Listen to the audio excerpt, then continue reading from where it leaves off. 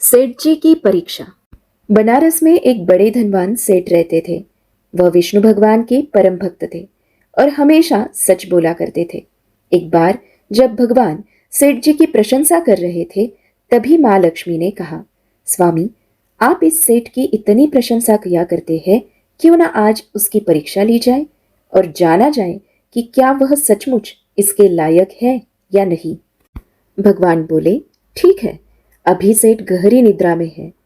आप उसके स्वप्न में जाएं और उसकी परीक्षा ले लें। अगले ही क्षण सेठ जी को एक स्वप्न आया। स्वप्न में धन की देवी माँ लक्ष्मी उनके सामने आई और बोली, हे मनुष्य, मैं धन की दात्री लक्ष्मी हूँ। सेठ जी को अपनी आंखों पर यकीन नहीं हुआ और वो बोले, हे माता, आपने साक्षात अपने दर्शन देकर मेरा जीवन धन्य कर दिया है। बताइए, मैं आपकी क्या सेवा कर सकता हूँ। कुछ नहीं, मैं तो बस इतना बताने आई हूं कि मेरा स्वभाव चंचल है और वर्षों से तुम्हारे भवन में निवास करते करते अब मैं उब चुकी हूं और यहां से जा रही हूं। सेठ जी बोले, मेरा आपसे निवेदन है कि आप यहीं रहिए, किंतु अगर आपको यहाँ अच्छा नहीं लग रहा है तो मैं भला आपको कैसे रोक सकता हूँ। आप अपनी इच्छा अनुसार जहाँ चाहे जा सकती है।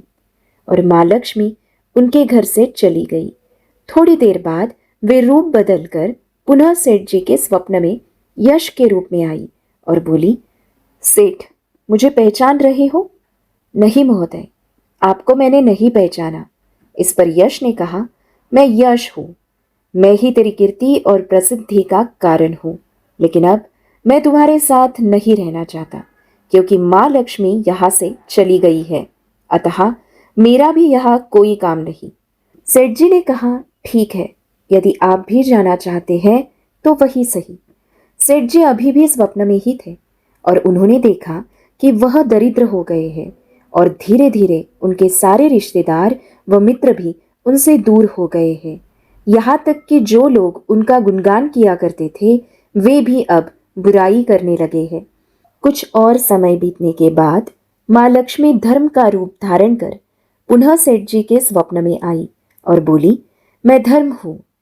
माँ लक्ष्मी और यश के जाने के बाद मैं भी इस दरिद्रता में तुम्हारा साथ नहीं दे सकता। मैं जा रहा हूँ। जैसी आपकी इच्छा, सेठ जी ने उत्तर दिया और धर्म भी वहां से चला गया। कुछ और समय बीत जाने पर माँ लक्ष्मी सत्य के रूप में स्वप्न में प्रकट हुई और बोली, मैं सत्य हूँ। लक्ष्मी, यश और धर्म के जाने के बाद अब मैं भी यहाँ से जाना चाहता हूँ। ऐसा सुन सेठ जी ने तुरंत सत्य के पांव पकड़ लिए और बोले, हे महाराज, मैं आपको नहीं जाने दूंगा। भले ही सब मेरा साथ छोड़ दे, मुझे त्याग दे, पर कृपया आप ऐसा मत करिए। सत्य के बिना मैं एक क्षण नहीं रह सकता।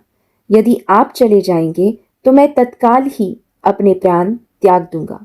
लेकिन तुमने बाकी तीनों को बड़ी आसानी से जाने दिया, उन्हें क्यों नहीं रोका? सत्य ने प्रश्न किया।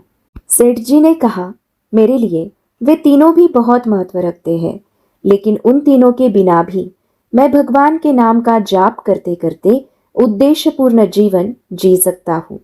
परंतु यदि आप चले गए तो मेरे जीवन में झूठ प्रवेश कर जाएगा और मेरी वाणी अशुद्ध हो जाएगी। भला ऐसी वाणी से मैं अपने भगवान की वंदना कैसे कर सकूंगा? मैं तो किसी भी कीमत पर आपके बिना नहीं रह सकता। सेठ जी का उत्तर सुन सत्य प्रसन्न हो गया और उसने कहा, तुम्हारी अटूट भक्ति ने मुझे यहाँ रुकने पर विवश कर दिया और अब मैं यहाँ से कभी नहीं जाऊंगा। और ऐसा कहते हुए सत्य अंतर्ध्यान हो गया। सेठ जी अभी भी निद्रा में थे। थोड़ी देर बाद स्वप्न में धर्म वापस आया और बोला, मैं अब तुम्हारे पास ही रहूंगा, क्योंकि यहाँ सत्य का निवास है। सेठ जी ने प्रसन्नतापूर्वक धर्म का स्वागत किया। उसके तुरंत बाद यश भी लौट आया और बोला, जहाँ सत्य और धर्म है वहाँ यश स्वतः ही आ जाता है, इसलिए अब मैं भी तुम्हारे साथ ही रहूंगा। सेठ जी ने यश की भी आवभगत की और अंत में माँ लक्ष्मी जी आई। उन्हें देखते ही सेठ जी नतमस्तक होकर बोले, हे माँ लक्ष्मी जी, क्या आप भी पुनः मुझ पर कृपा करेगी? अवश्य, जहाँ सत्य, धर्म और यश हो वहाँ मेरा वास निश्चित है, माँ लक्ष्मी जी ने उत्तर दिया। ये सुनते ही सेठ जी की नींद खुल गई।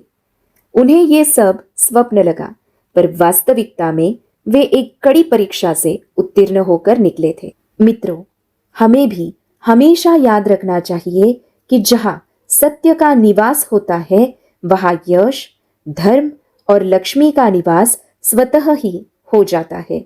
सत्य है तो सिद्धि, प्रसिद्धि और समृद्धि है। आज की कहानी कैसी लगी हमें कमेंट में ज़रूर बताएं। वीडियो पसंद आए तो चैनल को लाइक और सब्सक्राइब कीजिए। इसे अपने दोस्तों और परिजनों के साथ शेयर कीजिए। फिर मिलते हैं ऐसी ही रोचक कहानी के साथ हमारे नेक्स्ट वीडियो में। तब तक के लिए अपना ध्यान रखें और खुश रहिए। धन्यवाद।